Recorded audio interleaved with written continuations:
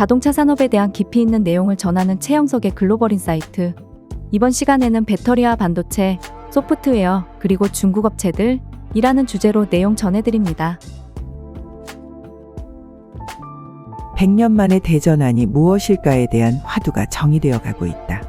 2016년 메르세데스 벤츠가 제시한 케이스라는 화두가 반도체를 기반으로 한 소프트웨어에 의해 제어되는 시대로 완성되어 가고 있다. 한마디로 크게 바뀌고 있다. 자동차 회사들은 지금 소프트웨어 정의 자동차에 집중하고 있다.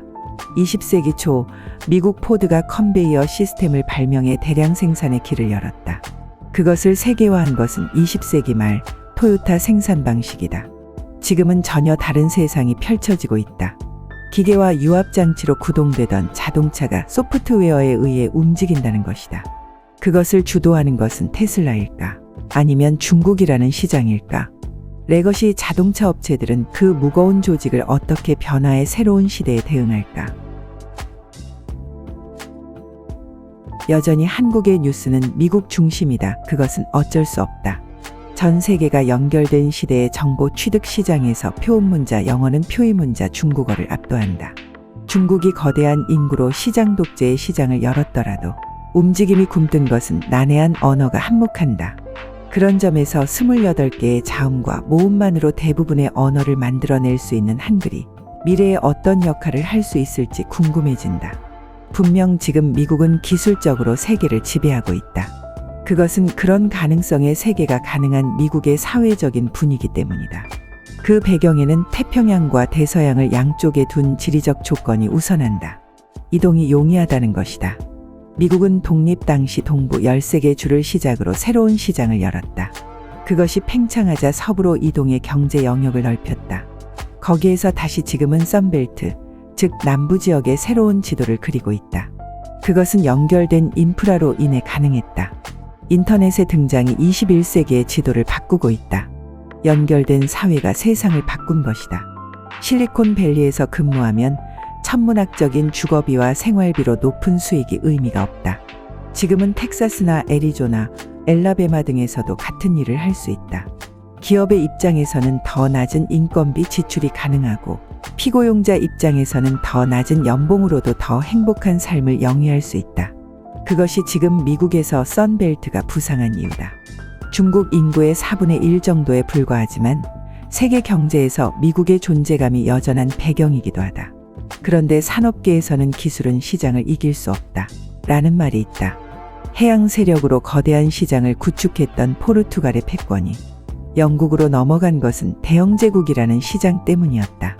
그 패권이 미국으로 넘어간 것도 서부로 영역을 넓힌 시장 때문이었다. 지금은 그 시장을 새로운 기술로 넓히고 있다. 실리콘밸리든 선벨트든 어디에서 개발하든 전 세계 시장에서 힘을 발휘할 수 있다. 그 중심에 있는 것이 반도체와 그것을 제품에 적용하는 소프트웨어다. 마이크로소프트와 엔비디아는 새로운 시가총액 기록을 달성하며 코로나 팬데믹으로 어려웠던 미국 경제를 살리고 있다. 물론 그 시가총액은 미국인들의 삶과는 무관하다. 정치인들은 거시경제 지표로 표를 끌어모으려 하지만 정보의 자유도가 높아진 지금도 미국 시민들 절반은 현혹되고 있다는 것이 아이러니다. 소프트웨어와 반도체는 대부분의 산업을 아우른다. 이미 물리적인 노동이 기계로 대체된 데 이어 이제는 정신노동자의 일도 대신하고 있다. 인공지능의 새로운 발전으로 세상은 또 다른 방향으로의 전환이 이루어지고 있다. 그렇다 해도 그것이 일반 사람들에게 어떻게 영향을 미칠 것인지는 다른 차원에서의 접근이 필요하다. 또한 20세기 말 밀레니엄 버그와 21세기 초 3D 텔레비전과 블록체인, 증강현실, 자율주행, 메타버스처럼 주가 부양을 위한 수단에 그칠지도 아직은 알 수 없다. 그러나 적어도 자동차의 기술은 분명 그 뿌리가 바뀌고 있다. 그리고 그 변화를 주도하고 있는 것은 테슬라라고 평가되고 있다. 물론 그렇게 간단한 문제가 아니다. 레거시 자동차 업체들은 21세기부터 다양한 전자제어 기술을 도입해왔다. 커넥티드 기술에 대해서도 오랜 연구를 해왔고 실차에 적용한 지 많은 시간이 지나 소비자들의 피드백도 절대적으로 많다. 수치뿐 아니라 구체적인 문제에 관한 데이터를 축적해왔다. 그것을 풀어내는 기술에 대해 적극적이지 않았다. 그런데 외부의 파괴적 경쟁자 테슬라는 전혀 다른 방식으로 접근하며 시장의 흐름을 바꿔놓았다. 일론 머스크는 배터리 전기차 회사에 뛰어들기 전부터 스페이스X 등 다양한 새로운 기술로 가능성을 보여주었다. 거기에 생산 방식의 혁신으로 높은 영업이익을 낼 수 있는 역량도 보여주었다. 그런데 레거시 업체는 물론 중국 자동차 회사들이 급속도로 성장하면서 가격 경쟁이 시작됐고 영업이익이 18% 선에서 8% 선까지 급락했다. 새로운 싸움이 시작되고 있다.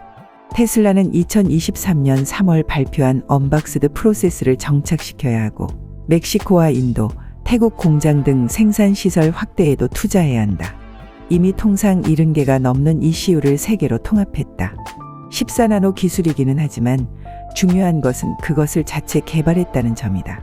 그것이 이 시대 화두인 소프트웨어 정의 자동차의 핵심이라고 정의하게 한 배경이다. 그것을 가능하게 하는 하드웨어가 컴퓨터 칩이다. 이는 배터리와 함께 전기차 시대의 핵심 기술이다. 배터리 전기차로의 전환을 추동하는 것이기도 하다. 테슬라의 통합 ECU는 저전력이라는 장점도 있다. 하지만 그 외에도 수많은 전자장비가 채용되면서 기존 12V 배터리로는 불가능하다. 당장에는 48V 시스템의 급증도 이런 배경이 있다. 여기에서 중국산 자동차가 부상하고 있다. 중국산 자동차는 물량이 지배하고 있다. 2023년 전 세계 시장에서 중국산 자동차는 3,009만 대가 팔렸다. 2000년 200만 대보다 15배가 늘었다. 그중 수출이 491만 대로 1위였다. 올해 1월에도 47.4% 증가했다. 이 추세가 얼마나 지속적일지는 알 수 없다. 소위 트럼프 리스크로 명명된 지정학적 변동이 심하기 때문이다. 그러나 테슬라가 공장 건설을 늘리듯이 중국산 자동차 업체들의 해외 시장 공략은 가히 전방위적이다. 당장에는 유럽과 동남아 시장을 겨냥하고 있다. 중국 정부는 2030년 자동차 수출 600만 대, 해외 생산 600만 대로 해외 판매가 1200만 대에 달할 것으로 전망한다. 그 전망이 가능하기 위해서는 지금까지처럼 가격 경쟁 우선이 아닌 제품력을 갖춰야 한다. 그 배경인 전기차 부문에서는 이미 선도적인 입지를 구축했다. 미국과 유럽이 그것을 견제하기 위해 다양한 압박을 강구할 정도로 상황은 변했다. 지금 중국 자동차 업체들은 반도체 자체 생산에 나서고 있다. 에이다스 및 자율주행에 사용되는 칩의 자체 개발을 추진하고 있다. 중국이 그들의 한계를 극복하기 위해서는 여러 가지 문제가 있다. 당장의 배터리는 확고한 경쟁력을 갖고 있지만 반도체 부문에서는 미국의 벽을 넘어야 하는 도전 과제가 있다. 2023년 기준 중국산 자동차가 전 세계 자동차 생산의 약 3분의 1을 차지했다. 20세기 말 일본이 그랬듯이 대국이 된 것이다. 그리고 대국을 넘어 강국으로 발돋움하기 위해서는 테슬라가 추구하는 수직 통합까지는 아니더라도 중국 내에서의 수평 통합과 동시에 수직 통합을 이루어야 한다고 생각하고 있다. 우선 중국은 정부 차원에서 반도체 산업을 지원하고 있다. 2000년에 처음으로 반도체 산업 발전 정책을 발표했다. 하지만 반도체 공정의 복잡성과 특허 장벽 등으로 수입에 의존할 수밖에 없었다. 그것을 극복하기 위해 2015년 제조 2025를 통해 2030년까지 75%의 국산화율 달성 목표를 설정했다. 그러나 미국이 본격적으로 견제하기 시작하며 계획이 수정됐다. 지금은 2014년과 2019년에 각각 1387억 위안, 2000억 위안의 반도체 펀드를 조성한 것을 중심으로 움직이고 있다. 2022년 말에도 미국의 IRA에 대응해 1430억 달러의 반도체 지원법을 통해 반도체 지원 및 연구활동 강화에 나서고 있다. 2023년 9월에는 3천억 위안에 이르는 반도체 지원 펀드 조성을 추진하고 있다. 그동안 중국 정부 펀드의 반도체 보조금은 SMIC와 화웅반도체, YMTC 등 자국 반도체 기업의 기술 개발과 생산 투자 지원에 주로 활용됐다. 그런데 새로운 펀드는 주로 반도체 장비 제조 분야를 지원하기 위한 목적을 두고 있다. 이런 투자의 혜택이 자동차 회사들에게도 미칠지에 대해서 관심이 집중되고 있다.